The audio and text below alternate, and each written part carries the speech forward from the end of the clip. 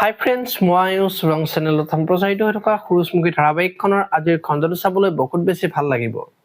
কিয়নো আজিৰ খণ্ডটোত অমৰেশ শেৱালিক তোক সোণৰ ওচৰত কিয় নিনিলে আৰু তই কিয় গ'লে খং উঠিব বুলি ক'লে বুলি সুধিব, আৰু তেতিয়া শেৱালিয়ে মোক তেওঁ ভাল নাপায়, আমাৰ মাজত হাজবেণ্ড ৱাইফৰ কোনো সম্পৰ্ক নাই, বেলেগক দেখুৱাবলৈহে আমি হাজবেণ্ড ৱাইফ বুলি ক'ব, আচলতে দুখ কাৰণেই দুখ পৰিস্থিতিৰ।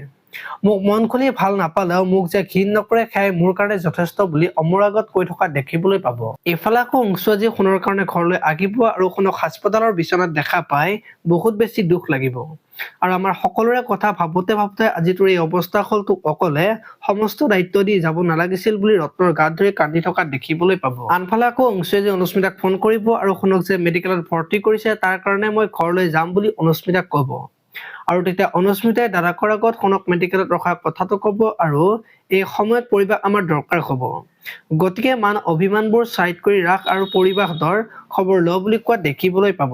আপোনালোকে সুৰুজমুখী ধাৰাবাহিকখন চাই কেনেকুৱা পাই কমেণ্ট কৰি জনাব, আৰু যদি আপোনালোকে এতিয়ালৈকে চেনেলটো ছাবস্ক্ৰাইব কৰা নাই তেতিয়াহ'লে চেনেলটো ছাবস্ক্ৰাইব কৰি ভিডিঅ'টোত এটা লাইক কৰি দিব। ধন্যবাদ।